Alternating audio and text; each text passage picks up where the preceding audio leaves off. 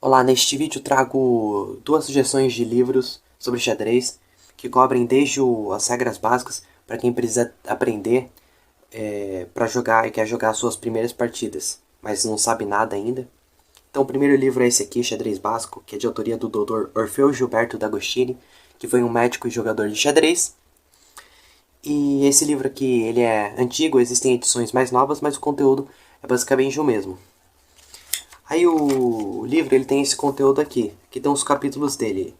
Começa com noções preliminares e regras do xadrez, onde ele vai falar todas as regras necessárias para jogar, desde a arrumação inicial das peças no tabuleiro, passando pelos movimentos e capturas de cada peça, os movimentos extraordinários, que são roque pequeno e grande, promoção de peão e captura en passant, e também os significados de cheque e de checkmate. Cheque é quando o rei está sob ataque.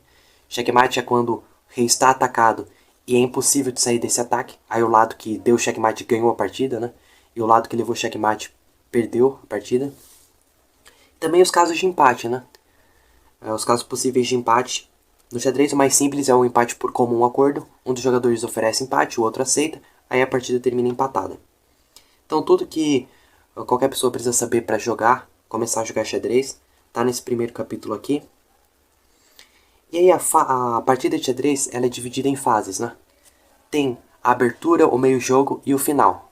A abertura são os lances iniciais, onde a gente desaloja as nossas peças, coloca elas em ação.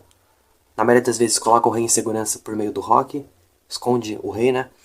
Porque o rei não pode ser exposto a ataques. E controla o centro do tabuleiro, né? Que é a região mais importante do tabuleiro de xadrez. Depois o meio jogo, depois da abertura, né? No meio jogo, a gente pode ter uma partida aberta, ou semi-aberta, ou fechada, ou semi-fechada, né?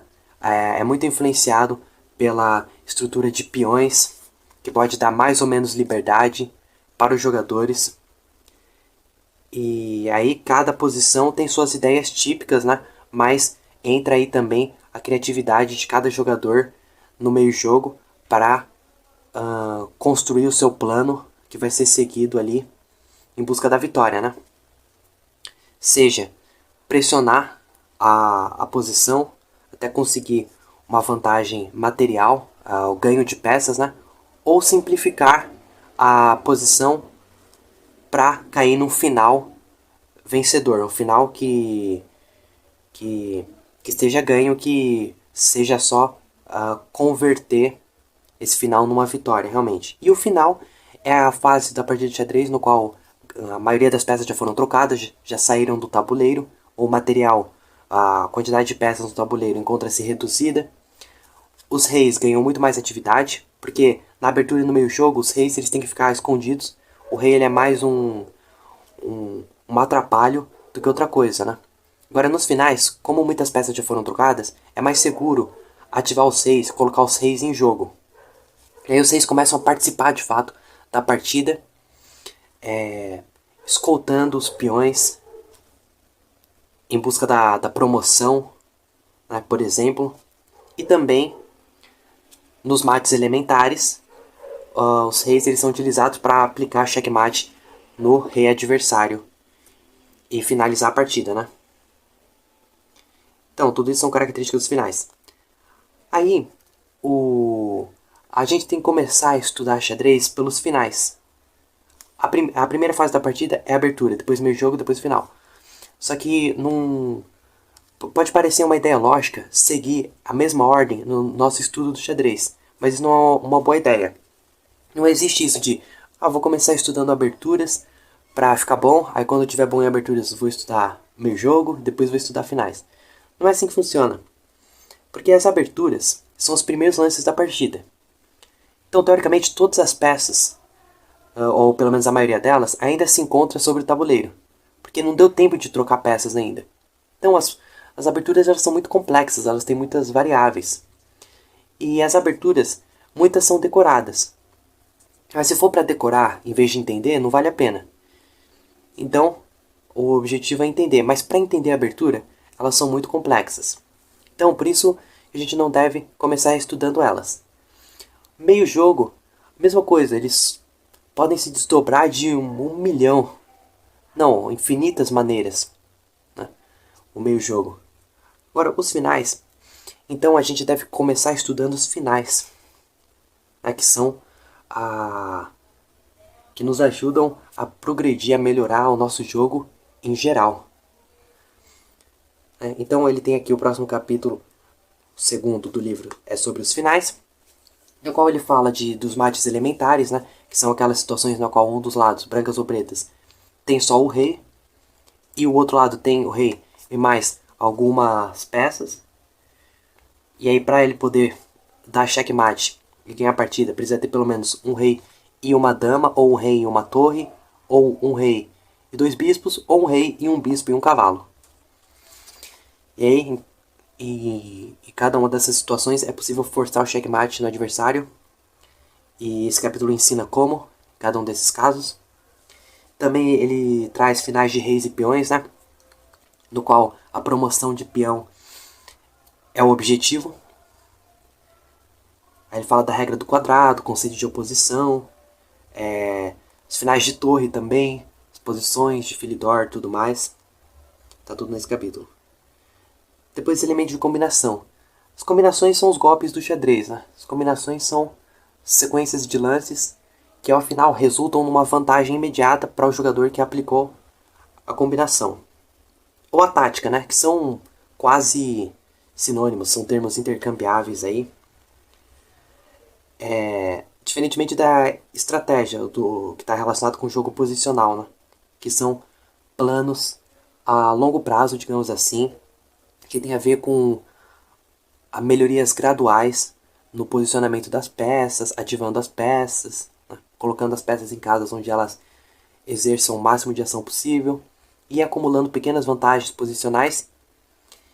E a estratégia e a tática, elas se relacionam, porque a estratégia bem sucedida, ela combina com a tática, né? A tática acaba aparecendo naturalmente como um remate, né? Então, mas é importante a gente reconhecer temas táticos. E para isso a gente precisa exercitar, e esse capítulo ajuda nisso. Temas táticos, né? Como cravada, raio-x, ataque duplo, garfo.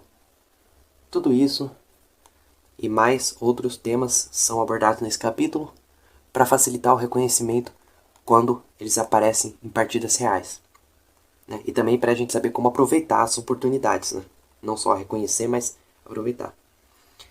Finalmente, as aberturas, o capítulo 4, né, no qual ele fala sobre as aberturas mais importantes e dá algumas variantes, as principais de cada uma. E é dividido em aberturas de peão do rei, peão da dama, tudo mais. E tenta desenvolver também uma intuição, né, sobre as aberturas, não só decorar, mas tem alguns comentários gerais, tudo mais. E finalmente o último capítulo do livro, temas posicionais de meio jogo e final, partidas de mestres. Aqui é uma coleção de partidas comentadas, né? Muito bom para a gente colecionar ideias, né? Formar um repertório, digamos assim, aumentar nossa cultura sobre xadrez. Bom, então esse é o livro Xadrez Básico. Livro muito bom. Deixa eu ver quantas páginas ele tem. Termina aqui na página 596. Então é um livro bastante interessante. Um outro livro que eu queria falar sobre é este aqui, o Manual de Xadrez, que cobre mais ou menos o mesmo programa que o anterior, o Xadrez Básico. Esse Manual de Xadrez é do Idle-Becker, que curiosamente também foi um médico que jogava xadrez, brasileiro. Só que existem algumas diferenças importantes entre este livro e o Xadrez Básico, mas eles cobrem aproximadamente o mesmo conteúdo. Esse aqui eu lembro que o sumário dele tá no final do livro, o índice. Aí ele tem aqui, não sei se vai dar para enxergar aí, mas ele tem generalidades, de novo, as regras básicas do xadrez, primeiras noções de estratégia. Aí fala sobre as fases da partida, né? Abertura, meio jogo e final. Aí ele fala tudo aquilo que eu já expliquei, que a gente tem que começar estudando os finais. Aí fala os finais elementares, finais de rei e peão, finais de torre. Depois aqui generalidades sobre a estratégia, as aberturas, o meio jogo e o final. Aí ele fala de várias aberturas aqui. É menos aberturas do que o xadrez básico. O xadrez básico ele tem uma quantidade maior de aberturas comentadas. Aqui tem espanhola, 4 cavalos, italiana e assim por diante. As defesas índias, peão do rei, peão da dama. Depois meio jogo. Aí tem vários temas.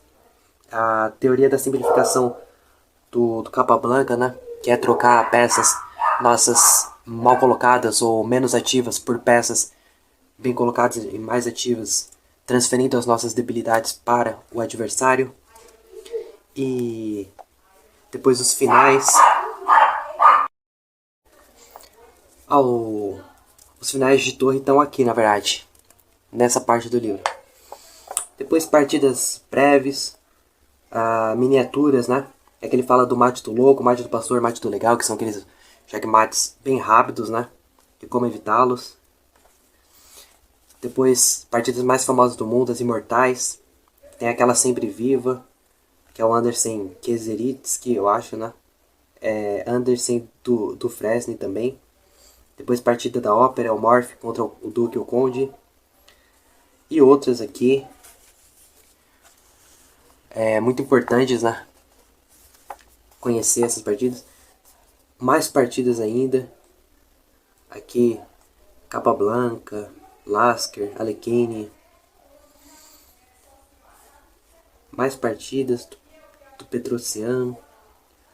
Aí a parte que ele fala sobre problemas é bem interessante. O autor propõe uma classificação de problemas de xadrez e ele dá bastante orientações para a gente reconhecer as posições para melhorar a nossa capacidade de resolver os problemas.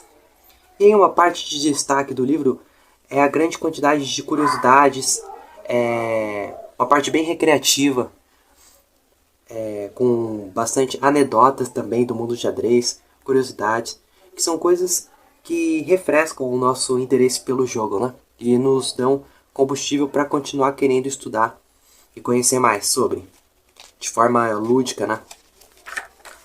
Então é isso aí. Então são 2 livros excelentes que cobrem mais ou menos o mesmo programa.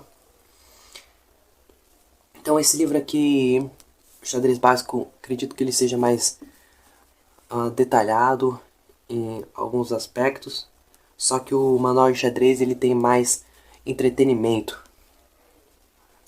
Eu acho que é uma leitura menos árida, o Manual de Xadrez. Mas os dois são livros que podem ser usados autossuficientes, né? São livros que cobrem desde o básico até coisas mais avançadas, inclusive preparam os leitores para leituras mais aprofundadas. Tem bastante bibliografia em ambos. No final dos livros, né, tem sugestões de textos aí para saber mais sobre. Então são excelentes leituras introdutórias ambos.